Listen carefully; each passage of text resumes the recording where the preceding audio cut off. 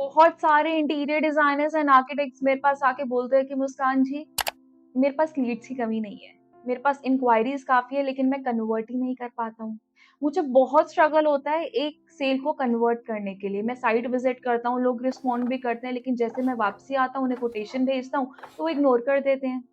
या फिर आप स्ट्रगल कर रहे हो कि यार अभी मैं 3 प्रोजेक्ट क्लोज़ करता हूँ, अगर मैं 10 लोगों से मिलता हूँ, मैं उसको 3 को 6 कैसे करूँ?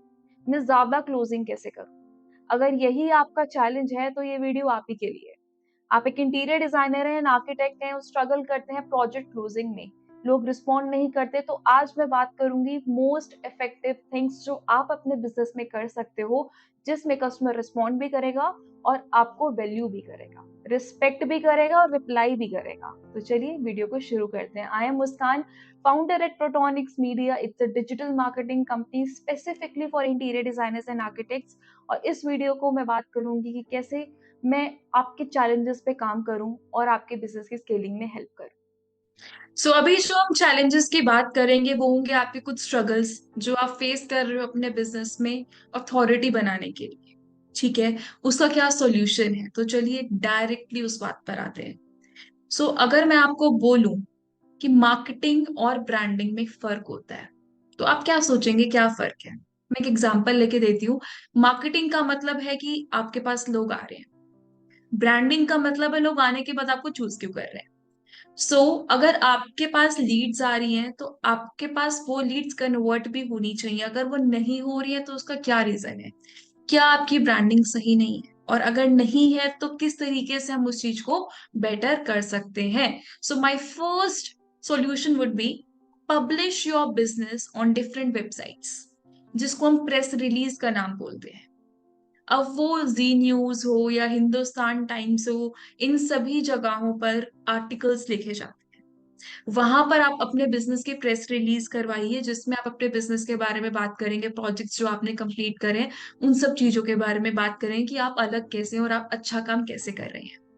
और ये 3000 रुपीज से स्टार्ट हो जाते हैं। अब 3000 में हिंदुस्तान टाइम्स तो नहीं आएगा ऑब्वियसली, बट जो थोड़े कम फेमस है वो सारे आ जाएंगे। और डिपेंड करता है आपको कहाँ पर पब्लिश होना है आपके बिजनेस को, तो वो 3000 रुपीज से 50-60 थाउजेंड तक जाता है। तो आप शुरुआत तो करिए, कुछ तो करिए। तो एटलीस्ट इस चीज को अपने बिजनेस में करवा के रखिए। ये बहुत ज्यादा रिस्पॉन्सिबल है आपके बिजनेस की क्रेडिबिलिटी बनाने में। तो अगर कोई कस्टमर आपके साथ मिलता है और आपके बिजनेस की क्रेडिबिलिटी है तो एक ट्रस्ट उनको जरूर आता है, राइट? अगर मैं दूसरी स्ट्रैटेजी की बात करूं, वो रहेगा आपको एक अवार्ड लेना है, अपने आप को नॉमिनेट करवाकर अवार्ड फंक्शंस में। अब इसका मतलब क्या है? आपके एरिया में बहुत सारे अवार्ड फंक्शंस होते हैं। मान लीजिए आप दिल्ली में रहते हैं और आप एक इंटीरियर डिजाइनर हैं, तो दिल्ली में बहुत सारे अवार्ड फंक्शंस हैं जिसमें जो लोग अच्छा काम कर रहे हैं अपने अपने फील्ड में, वो लोग अपने आप को नॉमिनेट करवा सकते हैं अवार्ड की कैटेगरी में।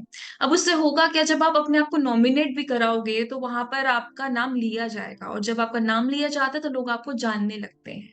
दूसरा, अगर आप काम अच्छा कर रहे हो तो आपको अवार्ड भी मिल सकता है। तो again a very good strategy. अब इससे क्या होगा, जब आप बोलोगे कि यस मैंने काम अच्छा किया है और इसका ये अवार्ड भी है मेरे पास, तो एक ट्रस्ट ऑटोमेटिकली आता है। अगेन, इवेंट हो रहा है तो नेटवर्किंग भी होगी। नेटवर्किंग होगी तो आगे कोलैबोरेशन भी होगा, रेफरल्स भी बढ़ेंगे।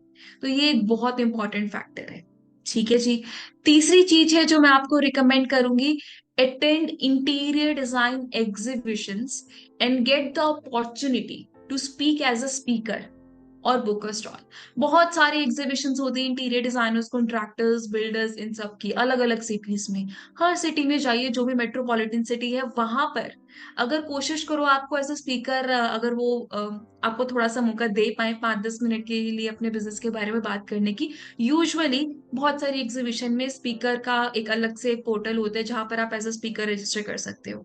तो आप उधर अप्रोच करिए, वहां पे बहुत सारे इंटीरियर डिजाइनर्स का नेटवर्क है, वहां से आप कोलैबोरेट करके आगे बढ़ सकते हो। तो ऑब्वियसली जब आप एज अ स्पीकर आओगे तो आपकी एक अथॉरिटी भी आपके साथ आएगी। तो again a very good platform to build your authority. दूसरी चीज, जब आप एग्जीबिशन में जा रहे हो और अपनी स्टॉल लगा रहे हो, तो हो सकता है कि दूसरे इंटीरियर डिजाइनर्स के साथ मान लो कोई B2C कस्टमर भी आता है, तो वो भी आपको वहां पे पहचान पाएगा। और अगर आपकी स्पेसिफिकली आपको एक एरिया मिला हुआ है, जहां पर आपने स्टॉल लगा रखी है, तो वो लगेगा कि यार जेन्युइन है बंदा, तभी उसने स्टॉल पर पैसा लगाया है, तो ऑब्वियस सी बात है वो आप पे ट्रस्ट भी करेगा। This is a really good platform for the networking. इससे आपको न्यू रेफरल प्रोजेक्ट्स में मिल पाएंगे। आप समझ रहे हैं?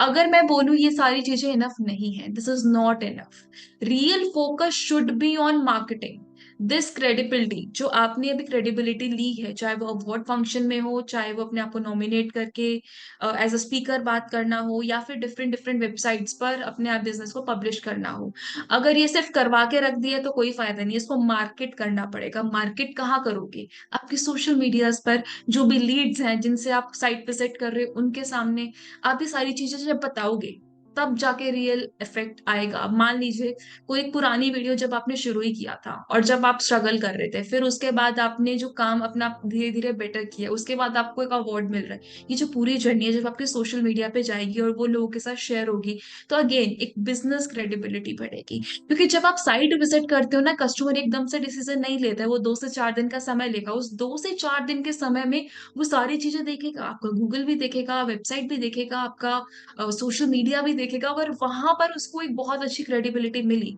आपकी, तो बहुत ऑब्वियस सी बात है वो तो बोलेगा कि नहीं, मुझे तो इनके साथ काम करना है।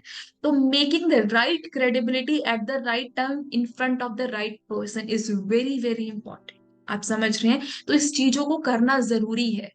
डिजिटल मार्केटिंग कर रहे हो अच्छी बात है, लेकिन क्रेडिबिलिटी बनाने के लिए ये सारी चीजें आपको करनी पड़ेंगी। इससे आपकी ब्रांडिंग होगी, और अगर ब्रांडिंग होगी तो कस्टमर आपको क्यों चूज करेगा, ये उसके लिए आसान हो जाएगा।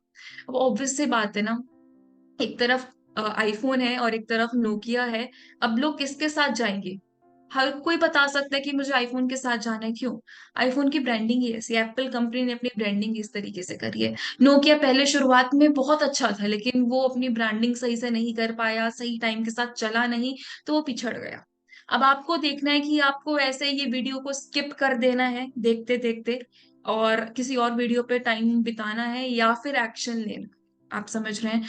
सो अगर आपको कोई और ऑल्टरनेटिव भी चाहिए कि मुस्कान प्लीज आप मेरी हेल्प करिए कि इसके अलावा और कौन सी स्ट्रैटेजीज हैं, मैं अभी लीड्स लाने में भी स्ट्रगल कर रहा हूँ, ब्रांडिंग तो बात की बात है, लीड्स ही नहीं आ रही, तो मैं क्या करूँ?